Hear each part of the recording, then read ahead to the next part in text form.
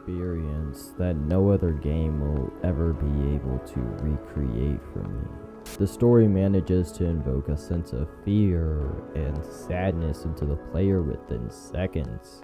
Last year in 2021, I played Omori, a game that I started expecting a solid mystery and surreal horror elements, and finished after 20 hours emotionally devastated and drained, and yet I am glad I experienced it. Whether it be the humor that was on point, the combat that was easy to understand however not afraid to challenge me, or the beautifully developed characters and story it told, Omori clicked with me in a way that I didn't think a game could. And due to it affecting me that much, it stayed rent-free in my head for a long while, driving me to watch many video essays on it, contemplate the symbolism, have discussions across the internet over the game, and fight about who's the best character, which is unquestionably Hiro, and if you disagree I will show up at your house tomorrow night and have a very civil debate with you. And then if you still disagree, I'll take your life. So yeah, if it wasn't clear, I love Omori, and I love talking with the community about the game, which with the release of the game on consoles is going to grow bigger and bigger. Which is really interesting because the game started off as a Tumblr blog in 2013 by artist and clothing label Omocat, eventually deciding to switch the blog to a video game and achieving almost 10 times the amount needed on Kickstarter. Clearly there was something people saw with that original trailer that clicked, and I think that was potential to create something unique and special. However, throughout the next 6 years of development, there were problems the team ran into, one of the major ones being the Kickstarter money eventually being exhausted, having to use Omocat's shop to support the game's development. And with the game taking longer than usual, people were beginning to believe that Omori would never come out, or worse, that it had been cancelled, adding to the pressure put on Omocat and her team. However, after years of delays and limited updates, Omori finally released on Christmas Day of 2020. Now I do want to say that there will be spoilers throughout this entire video, so if you haven't played the game yet, please do, it's worth your time. If you need some more convincing, I linked a couple videos in the description below that talk about the game in an entirely or almost entirely spoiler-free manner. However, for the rest of us that are still here, sit back, grab some tissues, and let's talk about how Omori...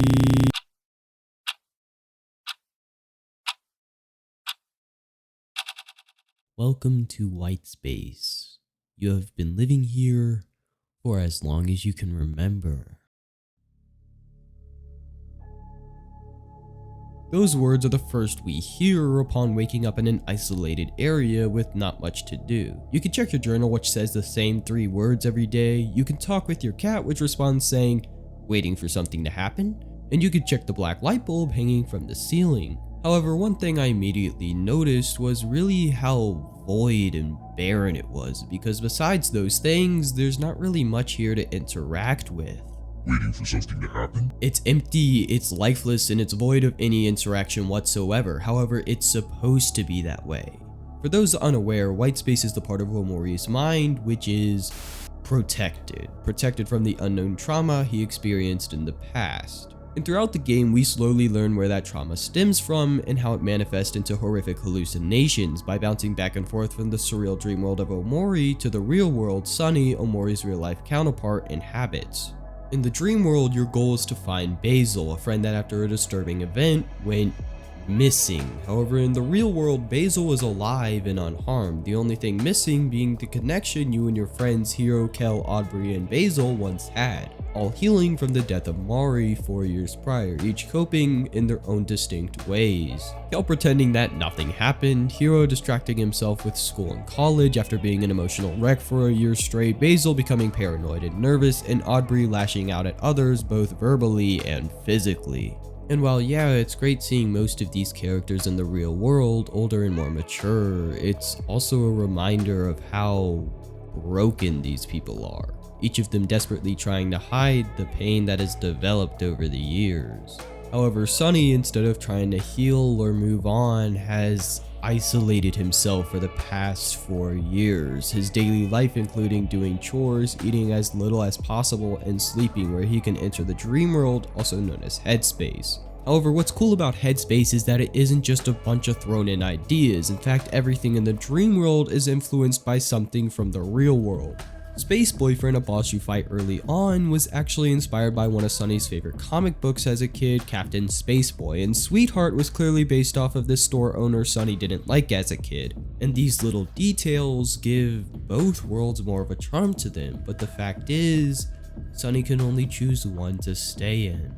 The more time Sunny spends in Headspace, the more twisted and corrupted it becomes, with those hallucinations known simply as something starting to appear within the world as well.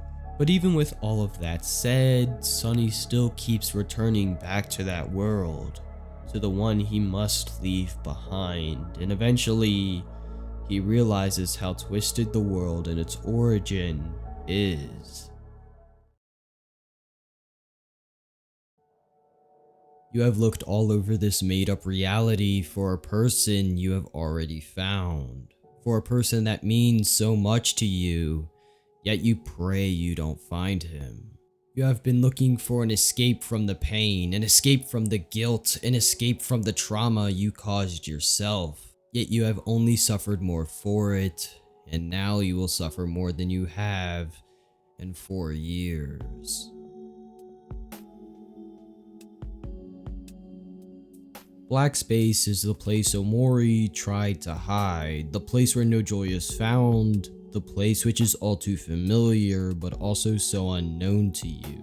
There are doors all around you, and every single door is filled with nothing but trauma, pain, and emptiness. Every horrible thing you have thought of is here. Everything you have done that you regret is here. Everything that you want to hide is here as a loud, painful reminder of what you did. What pain you caused yourself, what pain you caused others, what pain you caused her. Liar. You try to run from it, but you cannot escape. Liar. You cover your ears. Liar. You look and there it is. Liar. You approach it and it says, "Sunny, I love you." Black space is the consequence Sunny gets for trying to run from the truth for 4 years, and here he has to confront it. He has to confront where these hallucinations came from, why he locked himself inside for almost 4 years, why his friends all split up, and why Omori is so determined to keep it all away from him. And finally, after all of this suffering, he finally realizes what he has to do. He goes into white space, takes the light bulb, and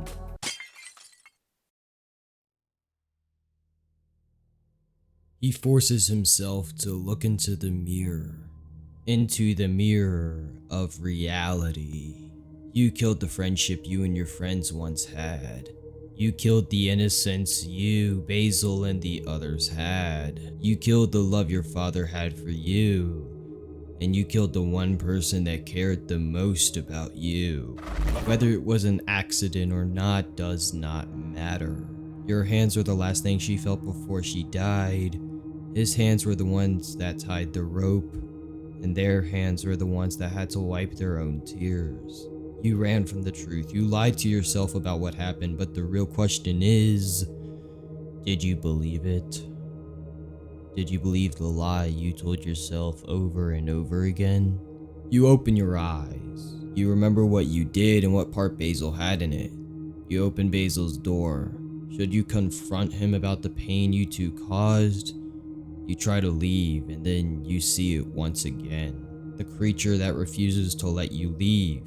You try to calm down, but it doesn't work. You try to persist, but it doesn't work. You try to focus, but it doesn't work. And then you lose it.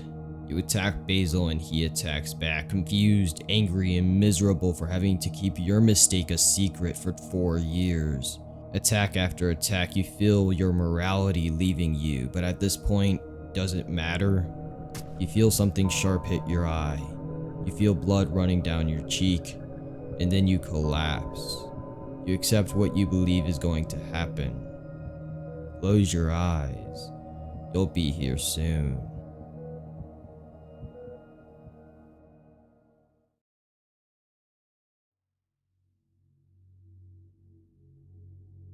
You wake up, but not on the floor. You don't feel blood dripping. You don't feel any pain. You feel okay.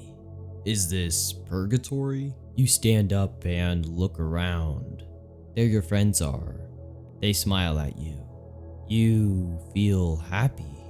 You relive the past memories, the better memories of when Mari was around. That one time when they all gave you the violin for Christmas so you could play with her. The memories of you and your friends at the beach. You feel the warmth. You feel the sand sprinkled on your toes. You look into the sky. And you smile. You want it to be like this forever. But you know there is one more thing you need to do. You enter white space one final time.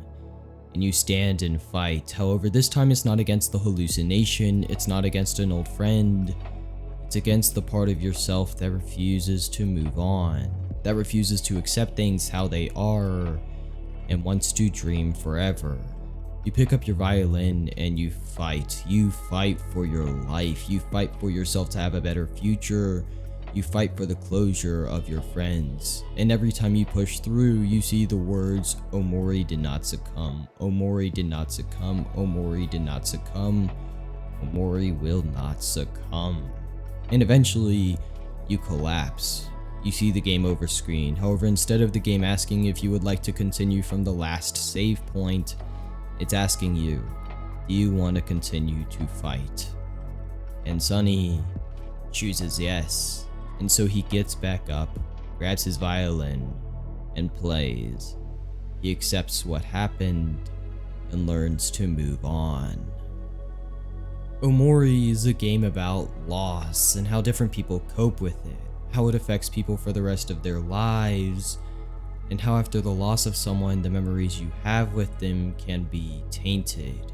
But it's also about forgiveness, not just forgiving others, but also yourself. Life will hurt you, it will make you cry, it will make you angry, and it will make you suffer. But as long as you get up, get on your feet, learn from it, and move on, everything is going to be okay.